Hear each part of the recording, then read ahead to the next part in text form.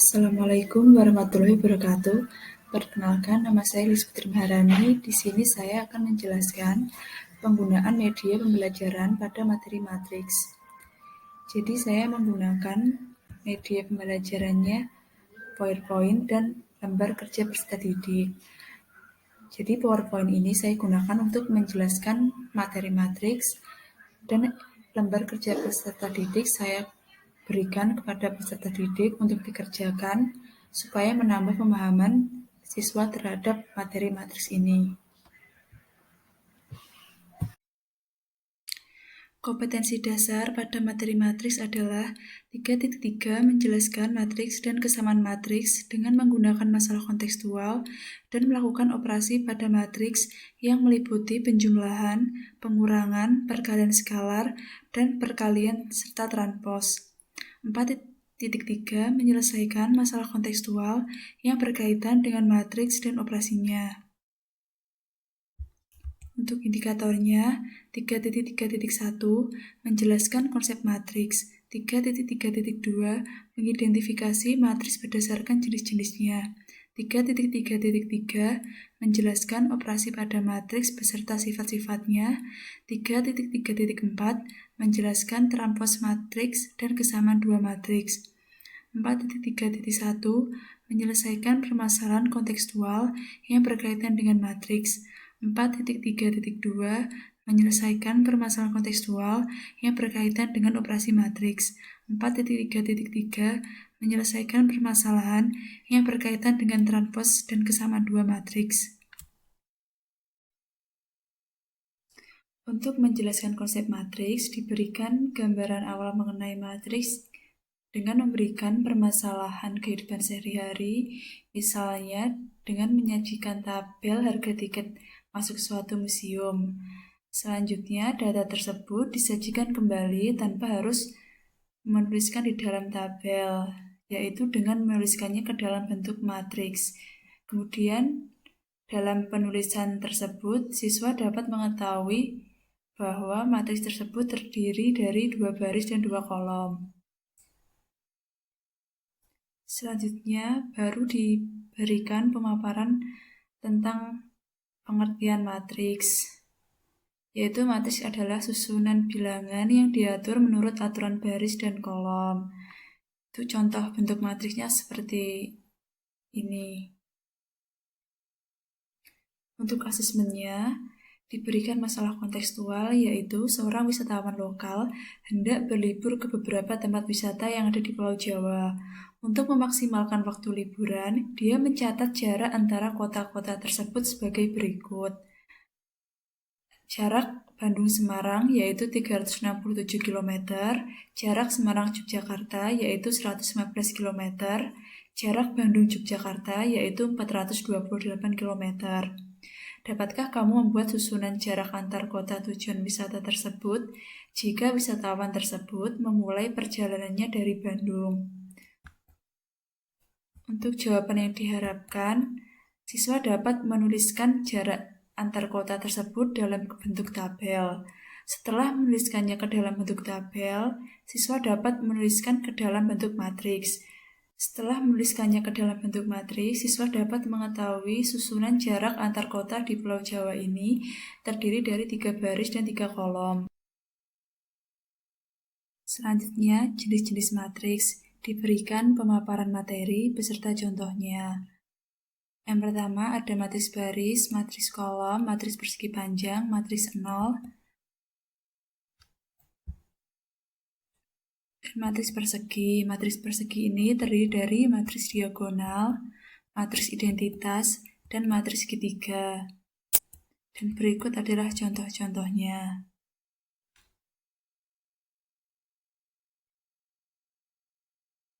Untuk asesmennya, siswa diminta untuk memasangkan matriks berikut berdasarkan jenisnya. Sebelumnya sudah dijelaskan di pemaparan materi pada PPT tentang jenis-jenis matriks. Kemudian siswa diminta untuk memasangkan matriks berikut berdasarkan jenis-jenisnya.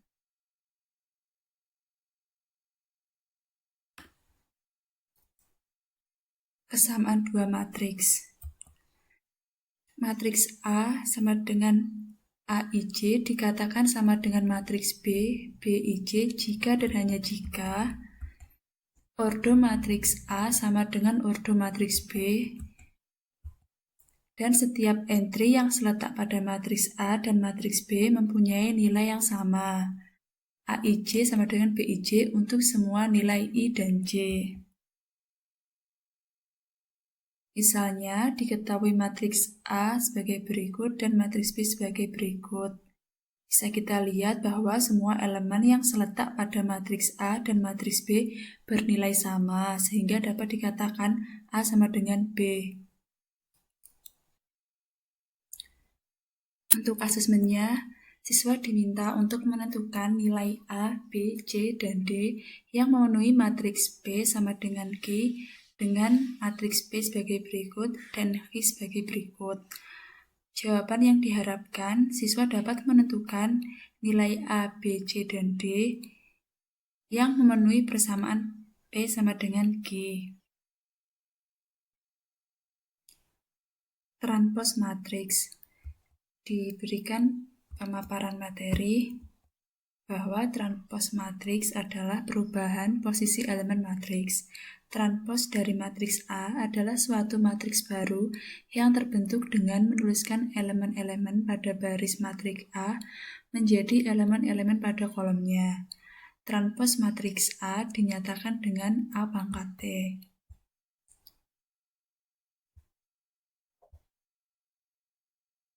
Misal, jika matriks A sebagai berikut, maka matriks A transpose sebagai berikut.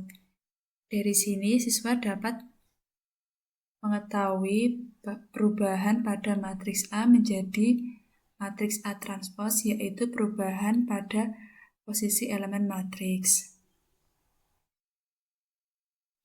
Untuk asesmennya, siswa diminta untuk menentukan transpose dari matriks A dan matriks B. Kemudian, siswa diminta untuk menuliskan kesimpulan terhadap perubahan matriks tersebut. Kurang lebih kesimpulannya sudah dijelaskan pada pemaparan materi sebelumnya, namun siswa diminta untuk menuliskan kesimpulannya kembali menggunakan bahasanya sendiri.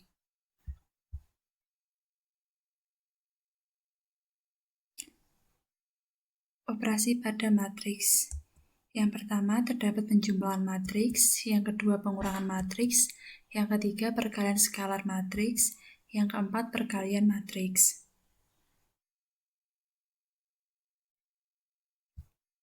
Selanjutnya, sifat aljabar dari matriks. Pada operasi matriks terdapat beberapa sifat, yaitu terdapat sifat komutatif, asosiatif, dan distributif. Operasi pada matriks yang pertama, penjumlahan pada matriks. Penjumlahan matriks dilakukan dengan menjumlahkan entry-entry yang seletak. Hasil penjumlahan matriks-matriks tersebut adalah sebuah matriks baru yang berordo sama dengan ordo matriks-matriks sebelum dijumlahkan. Jadi, misalkan matriks A berordo 2x2 dan matriks B berordo 2x2, maka hasil penjumlahan dari matriks A dan matriks B akan berordo 2x2. Kedua, pengurangan matriks. Pengurangan matriks ini dilakukan dengan mengurangi elemen-elemen yang seletak. Hasil pengurangan matriks tersebut adalah sebuah matriks baru yang berordo sama dengan ordo matriks-matriks sebelum dikurangkan. Jadi, kurang lebih sama dengan yang penjumlahan tadi.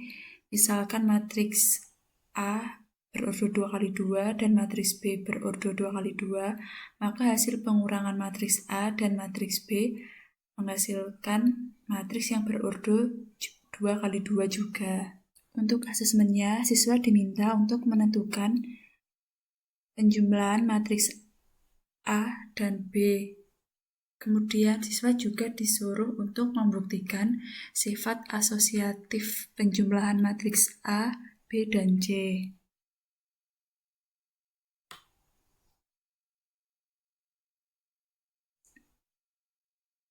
Untuk soal selanjutnya, Siswa diminta untuk menentukan operasi pengurangan matriks D dengan matriks E. Yang ketiga, perkalian matriks. Perkalian matriks A dan matriks B dapat dilakukan hanya jika banyak kolom matriks A sama dengan banyak matriks B. Jika banyak kolom matriks A tidak sama dengan banyak baris matriks B, maka perkalian matriks AB tidak terdefinisikan atau A dan B tidak dapat dikalikan. Misalkan matriks A berordo 2 kali 2 dan matriks B berordo 2 kali 2. Hasil dari matriks A dan matriks B dihitung dengan aturan berikut ini. Untuk asesmennya, siswa diminta untuk menentukan hasil perkalian dari matriks A dan matriks B. Diharapkan siswa dapat mengalihkan matriks tersebut. Dan selanjutnya, siswa diminta untuk membuktikan sifat asosiatif pada perkalian matriks.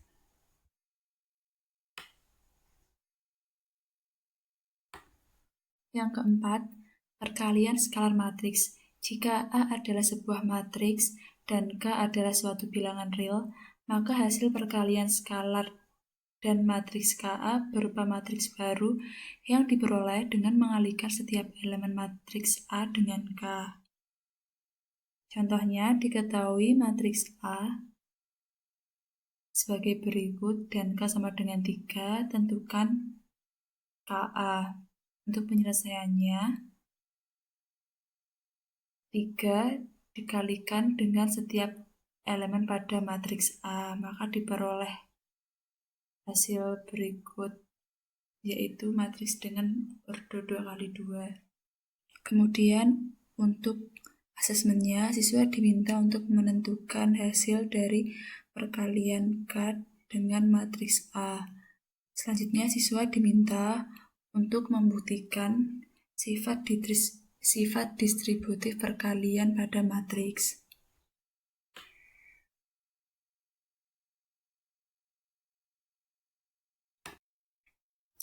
Sekian video penjelasan dari saya.